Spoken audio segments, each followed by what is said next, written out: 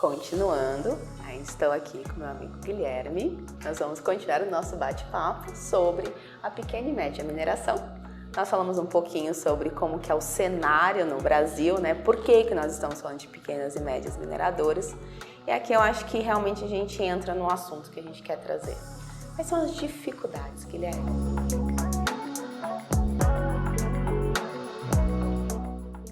Pois é.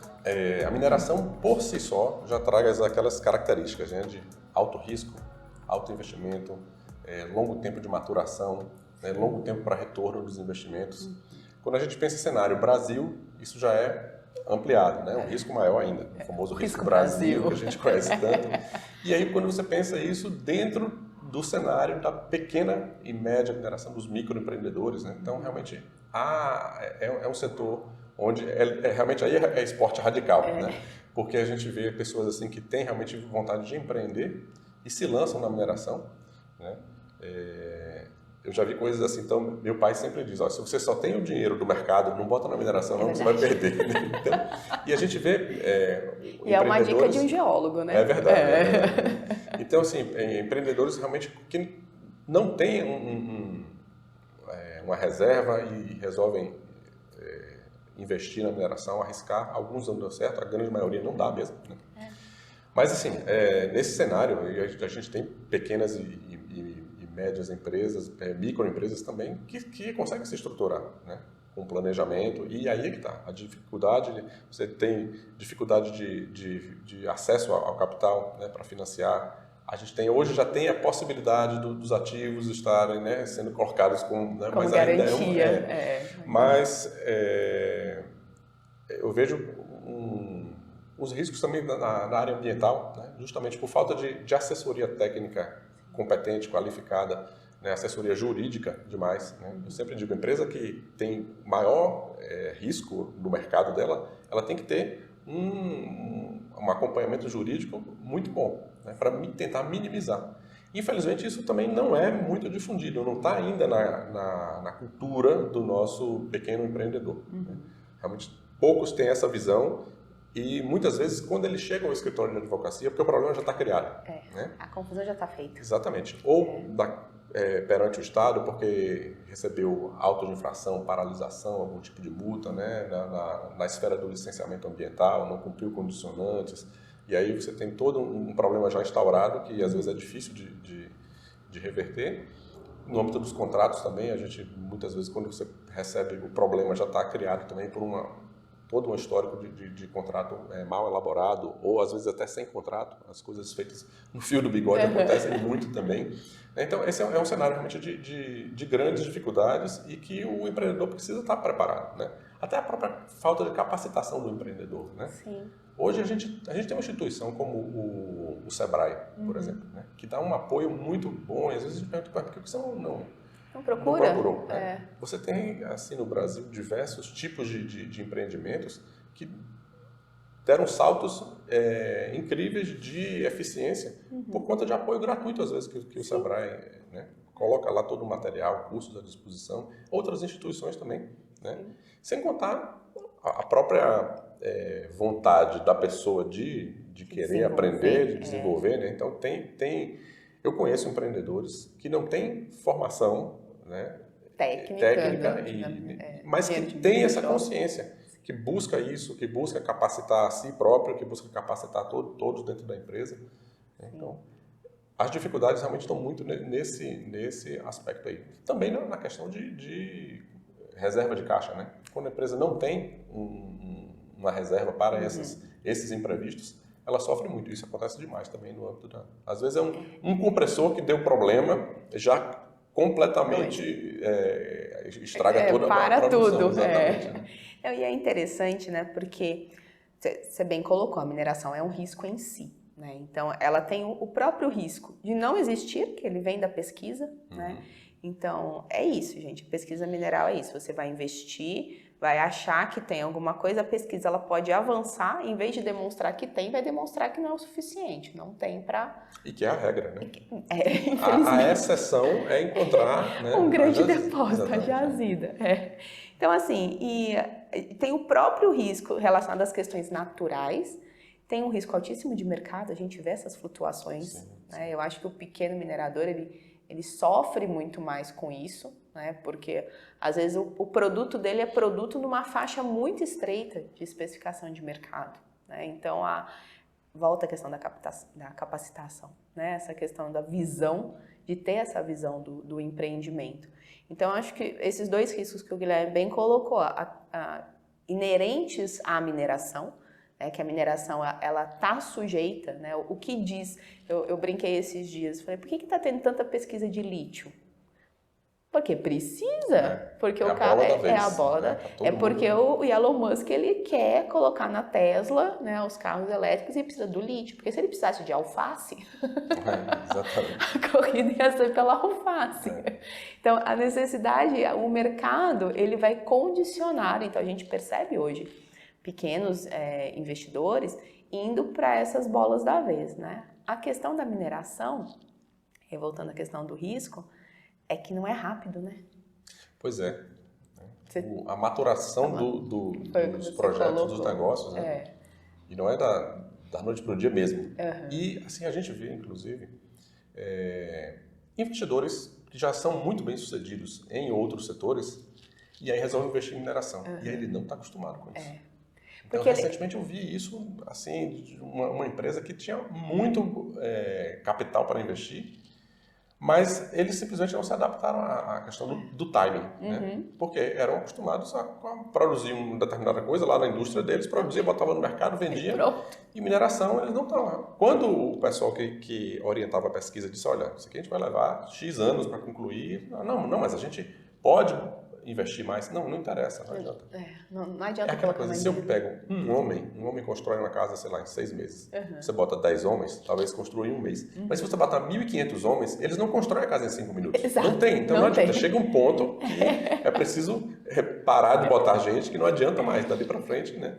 E a pesquisa mineral é isso aí, não adianta querer, né, avançar e achar que botar muito mais dinheiro, não.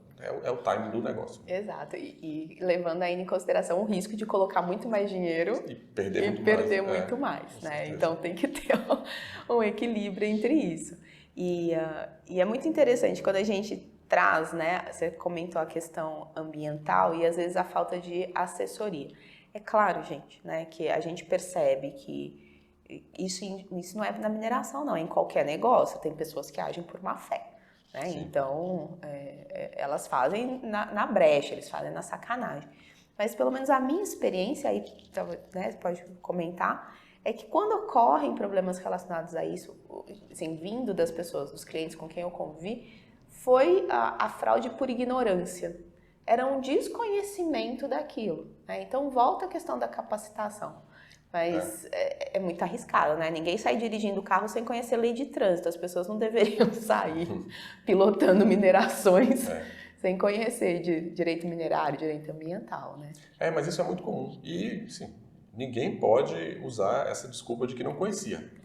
Né? Porque se você escolheu, né, atuar nesse setor, você tem que conhecer toda a legislação, né? Toda a parte técnica, toda a parte legal.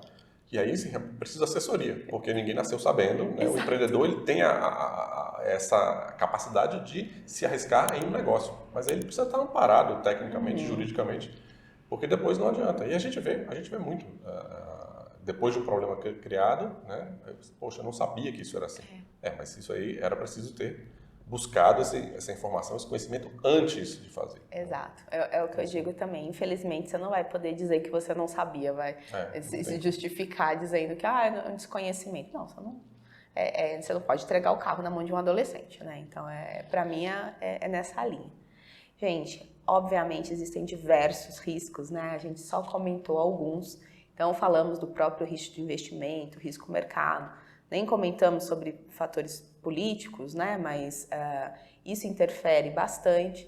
Tanto que quando a gente fala de classificações de reservas, né, e entra um pouco nos códigos internacionais, que não é o foco, mas a gente percebe que naqueles fatores modificadores a gente vai discutir não só questões técnicas de infraestrutura, operação de mina, mas questões de logística, questões de mercado, questões políticas, a própria imagem da mineração. Sim. Esse realmente é um ponto de risco, fragilidade né? demais, né? A mineração. Em todos os níveis. Em todos os níveis. Eu acho que, assim, voltando ao que a gente comentou no primeiro vídeo falando sobre esse cenário, obviamente as grandes empresas, elas estão nos holofotes, né? Elas estão muito expostas. E estão mais preparadas, né? Para imprevistos, para situações, até situações de crise. Exato. Né? E tem capacidade de montar um comitê de gestão de crises ali, tudo, né? A sala de crise é montada. Mas no âmbito da pequena e média mineração, isso aí já é mais complicado. Né? Mas a imagem realmente outros setores trabalham muito bem essa imagem, né? Que a gente sabe. E a mineração precisa, ainda não aprendeu. Não aprendeu, E eu acho que o nosso discurso, às vezes, em vez de tentar se defender, eu acho que ele deveria ser mais, sou assim, extrativista. Faz buraco? Faço buraco. Tem como tirar sem fazer o buraco. Mas você utiliza tudo isso, né? Muitas pessoas, né, assim, falam que a mineração, ela fica dentro de uma bolha falando para ela mesma. Para ela mesma. Né? E aí é preciso falar para fora, para mostrar para a sociedade como que é. Mas a gente fica às vezes daqui discutindo aqui entre nós, achando legal e tudo, e né, meio que olhando para o umbigo e não resolve questões que são essenciais, né, na divulgação da importância, especialmente, né? Exato. E eu acho que isso tinha que estar na educação infantil também. Pois é, né? Dizem que a gente tem que olhar para a criança porque é mais fácil trabalhar e educar na hora que a criança é uma esponjinha, ela tá aberta a isso, que mudar a cabeça de velho. Com certeza. É complicado. Né? A gente vai ficando turrão sistemático. É mais fácil. Mas é isso. E as crianças, elas se encantam muito fácil também, né? Então, quando a gente pensa que muita imagem negativa já vai sendo colocada desde cedo, né, pela mídia, pelas as informações equivocadas que circulam, a gente vê na televisão, sempre que falam de mineração, bota logo uma imagem de um garimpo ilegal. E isso é muito, muito negativo para o setor. Infelizmente, vai ver vídeos, filmes, quando vai para ficção é sempre uma coisa ruim, né? Exatamente. É uma coisa bem, bem pejorativa. Eu acho que, para fechar, eu gostaria de comentar sobre um risco, aí puxando a sardinha para o meu lado, né? A questão do risco técnico, porque o que eu percebo, né? E aí falando bem sobre essa pequena mineradora, né? Essa média mineradora, que às vezes falta um corpo técnico consciente do melhor aproveitamento, sabe? A melhor resposta, porque obviamente uma mineradora, né, é aquela brincadeira, né? Dizem que, isso falando sobre o petróleo, né, que o melhor negócio do mundo é uma empresa de petróleo bem administrada. E o segundo melhor é uma mal administrada, né?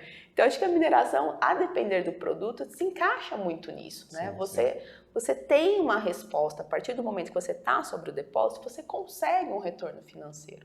Só que eu acho que as pessoas, elas ficam medindo só o que elas ganham e não necessariamente o que elas estão perdendo. Só que daí, né, aí você me ajuda com os termos técnicos, qual que é a minha visão sobre essa questão? O subsolo, o bem, né, a gente tem uma autorização de pesquisa, uma concessão de lavra, né? Então está dito ali que aquele negócio ele está emprestado, ele está sobre a sua tutela. Na realidade, nós temos o produto da lavra pertence ao minerador, mas a jazida ela sempre vai pertencer à União. Né? Então, mesmo estando em exploração, aquilo que está lá ainda no depósito, ele continua pertencendo à União. Né? O minerador, ele é dele cada pedacinho que ele vai tirando. Então nós temos o bem é da nação, continua assim, que pode ser tomado inclusive de volta. Né? Nos casos extremos aí a gente sabe que é muito difícil isso acontecer, mas é previsto. Né? Existem as hipóteses de perda da concessão por falta do cumprimento das normas. Então nós temos uma legislação, né, que precisa ser cumprida. Então essa falta aí do apoio técnico, como você falou, às vezes o cara está fazendo uma lavra ambiciosa sem estar percebendo, né? Porque nas contas que ele faz lá, né, não está olhando para o todo, não está olhando para o futuro, né? Não está pensando no fechamento da mina daqui a um tempo. Né? Então, eu achei ótima essa obrigação mais recente de apresentação de novos planos de fechamento de mina, de revisão porque eu vi isso no âmbito de pequenas mineradoras. Essa preocupação surgiu, acendeu a luz amarela, né? E aí os mineradores começaram a se debruçar sobre aquilo por uma obrigação que apareceu, mas começaram a entender a necessidade, né, de planejamento para o futuro. E aí a interação do técnico com o jurídico é fundamental, né? Fundamental. Porque a gente precisa mostrar também os riscos, né? Quais as punições, né? As perdas, até mesmo a perda da concessão, né? Por falta de cumprimento da legislação. Exato, e eu acho bem interessante quando a gente fala disso, né, sobre o fechamento eu nunca lembro essa palavra, lavra ambiciosa, eu estava tentando lembrar a hora que eu fui começar o assunto, eu nunca lembro, porque às vezes, e eu falo isso quando eu comento sobre os códigos internacionais, né, fraude é fraude, seja por má fé ou seja por ignorância, né, então você está cometendo uma coisa errada, está fazendo uma fraude ali, então a hora que a gente, de novo, né, conscientiza, educa, explica, traz isso, e eu realmente acredito, aí pode dizer que é inocência minha, que falta isso, falta esse conhecimento, falta o apoio técnico, falta a pessoa entender que aquela não é a melhor forma, falta a pessoa entender que a mina é dela, inclusive a hora que acabar o minério, que ela tem que cuidar da mina, né? Que o fechamento de mina faz parte.